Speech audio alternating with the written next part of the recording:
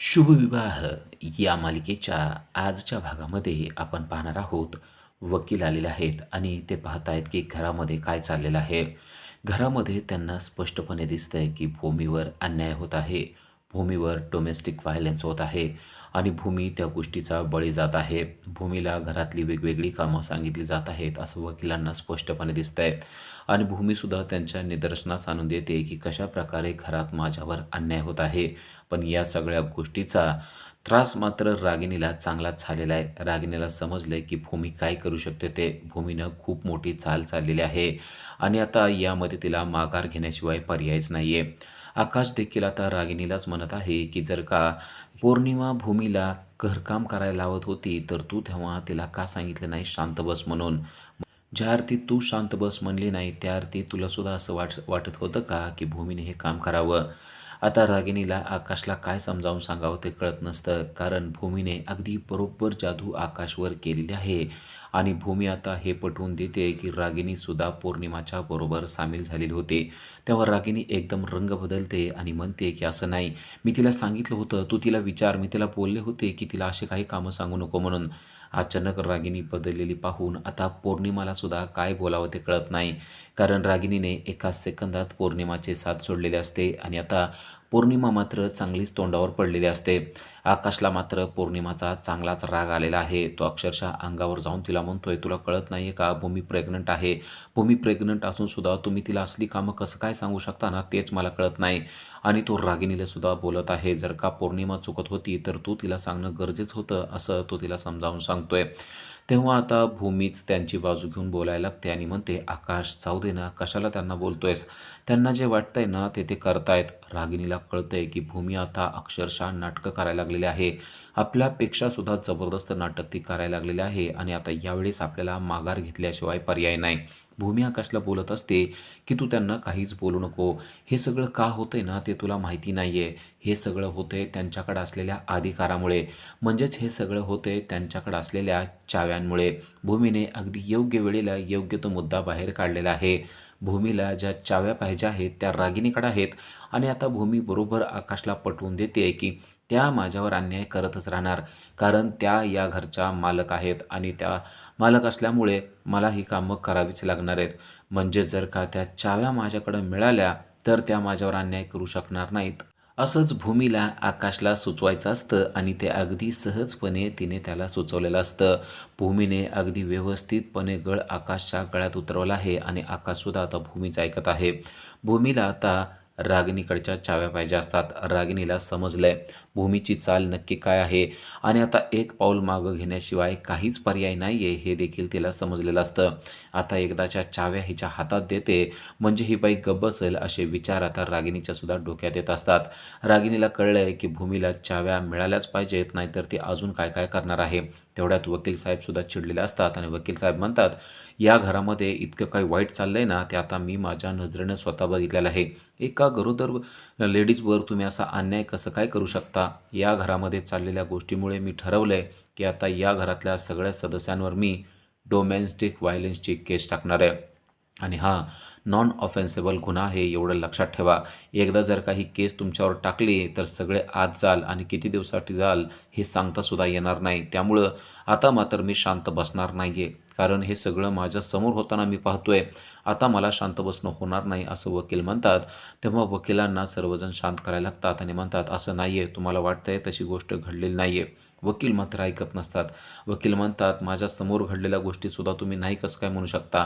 आता रागिणीला समजलं आहे की वकिलांनी जर का डोमेस्टिक व्हायलन्सची केस टाकली आणि आपण जर का आत गेलो तर आपण आत राहिलो तर इकडं भूमी काय काय बाहेर काढेल सांगता येत नाही. त्यामुळं आपल्याला जेलमध्ये जाणं हे आपल्यासाठी खूपच घातक ठरणार आहे.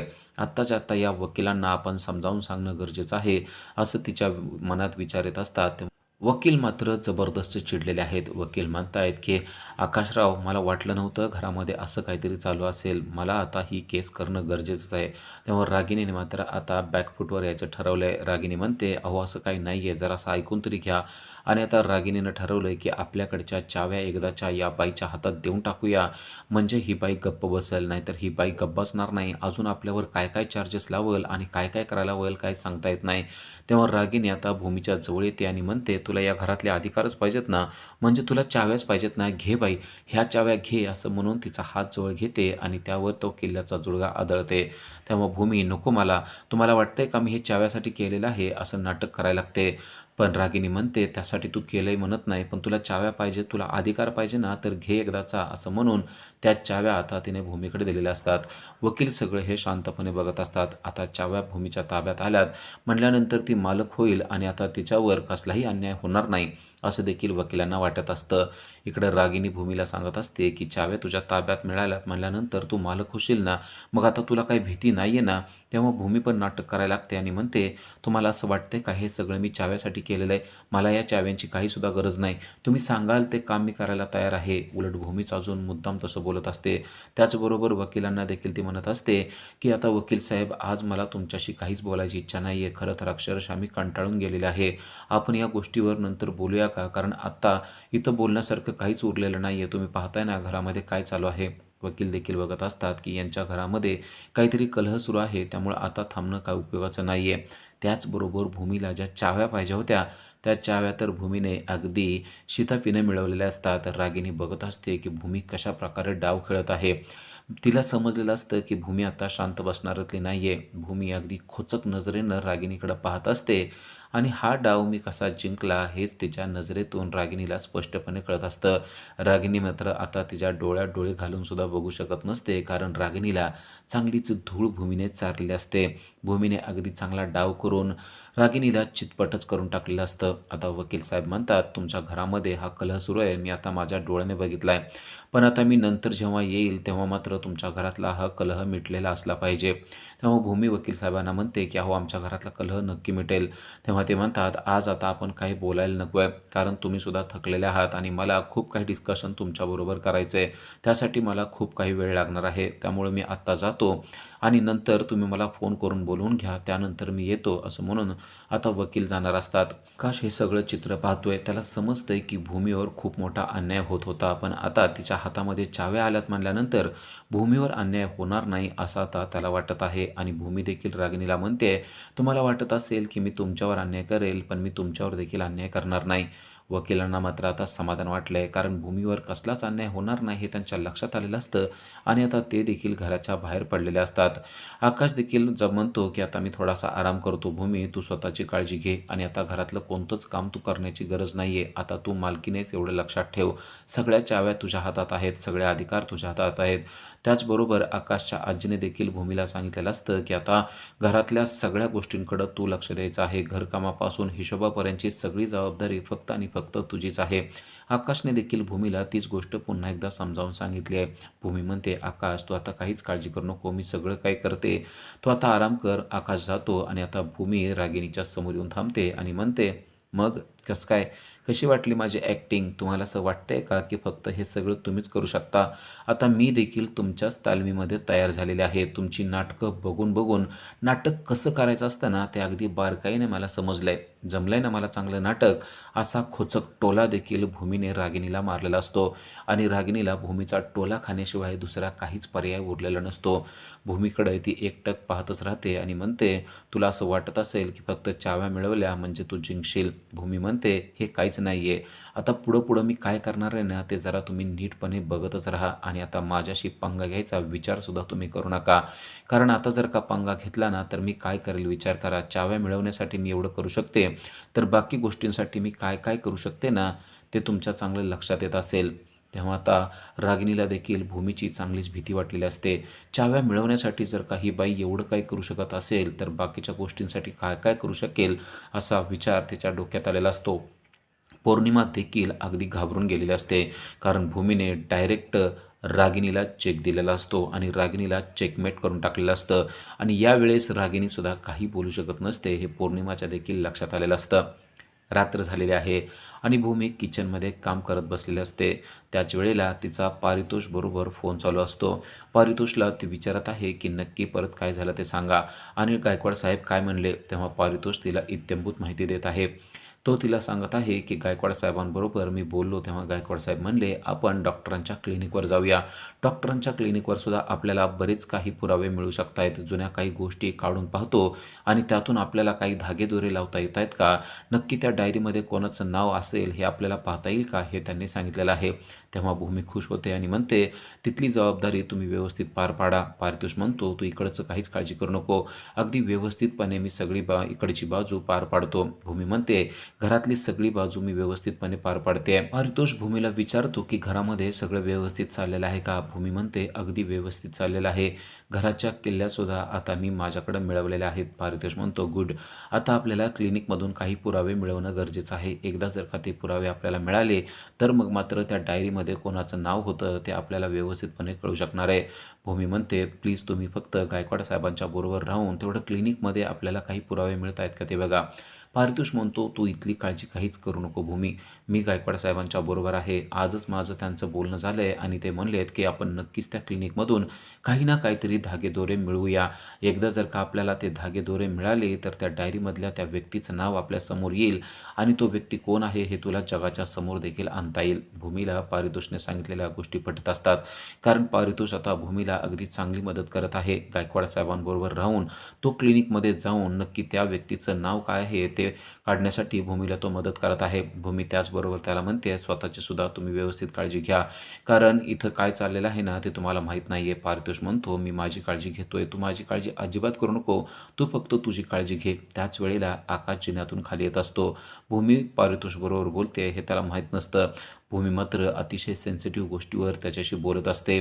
क्लिनिकच्या बद्दल, डॉक्टर प्रधानांबद्दल, त्याचबरोबर डॉक्टर प्रधानांकडे असलेल्या डायरीबद्दल, डायरीमध्ये असलेल्या नावाबद्दल ती बोलत असते आणि अचानक समोर आकाश आल्यानंतर भूमीसुद्धा थोडीशी घाबरते आणि पारितोषला म्हणते, "ठीक आहे, आता कामाचं बोलून झालं असेल तर मी फोन ठेवते." पारितोषसुद्धा फोन ठेवून टाकतो. आकाशला थोडीशी शंका आलेलीच असते. आकाश म्हणतो की "काय झालं? कोणाचा फोन होता?" पारितोषने इकडं तोपर्यंत फोन ठेवून टाकलेला असतो. भूमी म्हणते, "पारितोषचा फोन होता." आकाश म्हणतो, "कशासाठी फोन केला होता एवढ्या रात्री त्याने?" तेव्हा भूमी म्हणते, "त्याचं काम होतं म्हणून केलेला होता." पण आता भूमी देखील चालाक झाली आहे. आकाशला कोणत्या विषयावर बोलायला लावायचं आणि हा विषय कसा टाळायचा ते तिला चांगलं समजलेलं असतं.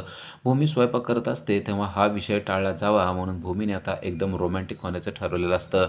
आकाश आपल्या जवळ आलेला आहे आणि आता आकाशला दुसऱ्या विषयावर बोलायला लावायचं असं जाणीवपूर्वक उद्देश डोक्यात ठेवून भूमी त्याला म्हणते की "तुम्हाला दिसतंय ना मी काय करते? अहो मी काम करते. आता फोन पण ठेवून टाकलेला आहे. पण तुम्हाला दिसतंय का माझे केस माझ्या डोक्यावर किती आलेले आहेत? समोर डोळ्यावर येत आहेत. आता ते केस स्वयंपाकात पडू शकतात. तुम्ही माझी जरा मदत कराल का?" असं म्हणून तिने आकाशला जवळ बोलवलेलं असतं. आकाश म्हणतो, "तुला काय म्हणायचं मला कळत नाहीये." भूमी म्हणते, "मला काय म्हणायचंय? अहो तुम्हाला दिसतंय ना मी पीठ मळतेय. मग त्यानंतर माझे केस यामध्ये पडले तर तुम्हाला कसं वाटेल? जरा तुमच्या हाताने माझे केस सावराल का?" असं भूमी त्याला म्हणते. आकाशला समजतं की आपण स्वतःहून हे करावं असं भूमीला वाटत आहे. भूमी त्याच्याकडे पाहत राहते. भूमीने आता पिठात हात घातलेला असतो त्यामुळे ती स्वतःहून केस सावरू शकत नसते आणि आकाशला ती मुद्दाम म्हणत असते की "माझ्या जवळ येऊन जरासे केस सावरले तर मला देखील बरं वाटेल आणि त्यामुळं आपल्या स्वयंपाकात केस देखील पडणार नाहीत." आकाश आता तिच्या जवळ जातो. आकाश भूमीला म्हणतो की "तू मुद्दाम करतेस ना?" भूमी म्हणते, "यात काय मुद्दाम करायचंय? तुम्हाला नसतील सावरायचे तर नका सावरू, जाऊ देत. मी माझ्या हातानं सावरते. काय होईल? मला हात धुवावा लागेल आणि केस सावरावे लागतील आणि पुन्हा एकदा पिठात हात घालावा लागेल ना? ठीक आहे, असू द्या."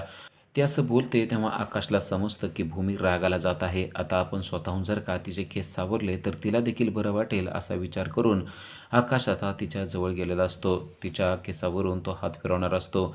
भूमीला देखील तेच पाहिजे असतं. भूमीने अगदी शिताफीनं पारितोषचा विषय बाजूला टाकलेला असतो आणि आकाश देखील आता तो विषय विसरून गेलेला असतो. आकाशच्या मनामध्ये तिने दुसराच विषय भरलेला आहे आणि आकाशला ती मुद्दाम स्वतःच्या जवळ बोलवत आहे. तिच्या डोळ्यावर असलेले केस आकाशने बाजूला सरकावे यासाठी आकाशसुद्धा आता तिच्या जवळ जात असतो. आकाश आता अगदी तिच्या जवळ जातो आणि पीठ मळत असलेल्या भूमीच्या केसांवरून त्याने हात फिरवलेला आहे. आकाशचा हात जेव्हा तिच्या डोक्यावरून फिरतो तेव्हा भूमी अक्षरशः डोळे बंद करून घेते. आकाशचा तो स्पर्श भूमीला खूपच आवडलेला असतो. आकाशला देखील या गोष्टीची जाणीव झालेली असते की आपण जेव्हा तिच्या केसातून हात फिरवतो तेव्हा भूमी ब्लश करत आहे. भूमी खूप प्रेमानं आकाशकडे पाहत आहे. आकाश म्हणतो, "मी केस सरकवलेले आहेत." भूमी त्याच्याकडे अजूनही प्रेमानं पाहत असते. तेव्हा ती म्हणते, की "ठीक आहे, आता मी स्वयंपाक करते." पण तेवढ्यात भूमीच्या लक्षात येतं, की आपल्याला स्वयंपाक करण्यासाठी पदर मात्र खाली लोंबकळत आहे, तो खोचणं गरजेचं आहे. आणि आता आकाशला तिने दुसरं काम सांगितलेलं असतं. "तुम्हाला दिसतंय ना, अहो फक्त केसच मागं काय सरकवताय? हा पदर बघा ना कसा झालेला आहे. पदर खोचल्याशिवाय मला काम करता येत नाही. तुम्हाला माहिती आहे ना, प्लीज जरासा तुम्ही माझा पदर खोचून द्याल का?" असं दुसरं काम आता तिनं मुद्दाम आकाशला सांगितलेलं असतं. आकाशला देखील कळलेलं असतं, की भूमी मुद्दाम आपल्याला हे काम सांगत आहे. तो म्हणतो, "भूमी, हे तू मुद्दाम करतेस ना?" भूमी म्हणते, "तुम्ही काय सारखं म्हणताय मुद्दाम? ह्यात काय मुद्दाम करायचं? तुम्हाला माहिती आहे ना, काम करताना मला पदर जर का खाली असेल तर काम करता येत नाही. तो खोचणं गरजेचं आहे. तुम्ही खोचणार आहात का नाही ते सांगा." आकाशला देखील ते काम करू वाटत असतं. पण आता भूमीचं नक्की काय चाललंय ते त्याला कळत नसतं. भूमी त्याला म्हणते, "पटकन करा ना, माझ्या मागं खूप कामं आहेत. खोचताय ना तुम्ही पदर, का माझी मी खोचू?" असं ती मुद्दाम आकाशला बोलते. तेव्हा आकाश म्हणतो, "मला तर हे काम करायला आवडेलच." असं म्हणून आकाशने तिचा पदर हातात घेतलेला असतो आणि पदर गुंडाळून तो तिच्याकडं पाहत बसलेला असतो. भूमी पण त्याला म्हणत असते, की "पटकन करा ना, माझ्या पाठीमागं खूप काम आहे." आकाश तिच्याकडे पाहत असतो आणि भूमी पण त्याच्याकडे पाहत असते. आकाश अगदी प्रेमानं तिच्याकडे पाहत असतो आणि आकाशने आता पदर पाठीमागून गुंडाळून घेऊन तो पदर गुंडाळून तो कमरेच्या जवळ खोचत असतो. जेव्हा तो पदर कमरेच्या जवळ खोचत असतो, तेव्हा भूमीला गुदगुल्या होत असतात आणि ती आकाशला म्हणत असते, की "तुम्ही मुद्दाम करताय ना, खोचा ना पटकन." आकाश तो खोचतच असतो आणि भूमीला मात्र खूप गुदगुल्या होत असतात आणि भूमी हसत-हसत त्याच्याकडं पाहत असते. आकाशला देखील भूमीची ते एक्सप्रेशन पाहून खूपच हसू येत असतं.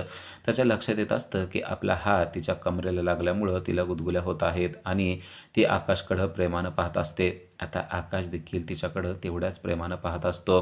तिला समजलेलं असतं, की आकाश आपल्यावर आज देखील तेवढंच प्रेम करत आहे आणि आकाशला देखील भूमीविषयी तेवढंच प्रेम वाटत असतं. आकाश तिला म्हणतो, "अजून काय आहे का? अजून काय करायचं असेल तरी सांग." भूमी म्हणते, "हेच केलंय ना, हे भरपूर आहे माझ्यासाठी. अजून कशाला काय सांगू?" आता भूमी पीठ मळत असते, तेव्हा आकाश तिच्याकडं पाहतच बसलेला असतो. भूमी पीठ मळताना अचानक तिचा हात मात्र आता स्वतःच्या तोंडाला म्हणजे नाकाला लागलेला असतो आणि हाताला लागलेलं पीठ पुन्हा एकदा तिच्या नाकाला लागलेलं असतं. आकाश तिच्याकडे एकटक पाहत असतो. भूमीचं नक्की काय चाललंय हे त्याच्या चांगलंच लक्षात आलेलं असतं आणि आता भूमीसुद्धा त्याच्याकडे पाहते आणि म्हणते, "आता बघितलं ना काय होऊन बसलं. आता हे पीठ माझ्या नाकाला लागलेलं आहे. आता तुम्ही म्हणणार आहे, हे पण मी मुद्दामच केलेलं आहे. पण मी तुम्हाला पुसा म्हणून सांगणारच नाहीये आणि पुसा म्हणलं तर तुम्ही पुसणार आहात का?" आकाश तिच्याकडे फक्त एकटक पाहतो. तिला काहीच बोलत नाही. ती आकाशला म्हणते, "खरंच तुम्ही पुसणार आहात का? का माझी मी पुसू सांगा? काय होईल? माझ्या तोंडाला अजून जास्त पीठच लागेल ना? लागायचं असेल तर लागू देत. माझी मी पुसते." आकाश तिच्याकडे फक्त एकटक पाहत असतो. भूमी म्हणते, "अहो पुसा ना पटकन. मला काम करायचं आहे हो. भरपूर काम आहेत माझ्या पाठीमागं. प्लीज पुसून टाका ना." आकाश तिच्याकडे अजूनही एकटक पाहत असतो. भूमी हे सगळं मुद्दाम करत आहे. भूमीला आपल्याला लांब जाऊ द्यायचं नाहीये. भूमी आपल्यावर सुद्धा अजूनही तेवढंच प्रेम करते हे देखील आकाशच्या लक्षात आलेलं असतं. भूमी त्याच्याकडे तोंड करून म्हणत असते, "पटकन पुसा बरं, मला खूप कामं आहेत, पटकन करा." असं म्हणून ती आकाशला मुद्दाम पीठ पुसायला सांगत असते. तेव्हा आकाश पलीकडं पडलेलं एक कापड घेतो आणि ते कापड घेऊन भूमीच्या जवळ येतो आणि म्हणतो, "तुला वाटतंय ना खरंच मी पुसावं?" भूमी म्हणते, "मग इतका वेळ झालं, काय गंमत सांगते का? पटकन करा ना, माझ्या पाठीमागं खूप कामं आहेत." असं म्हणून ती आकाशला ते पीठ पुसायला लावत असते. आकाशला भूमी काय करते ते चांगलंच समजलेलं आहे. आकाश आता पलीकडे पडलेलं एक कापड घेतो आणि भूमीच्या जवळ येऊन ते कापड घेऊन भूमीच्या चेहऱ्यावरचं ते पीठ पुसायला लागतो. भूमी त्याच्याकडं पाहत असते.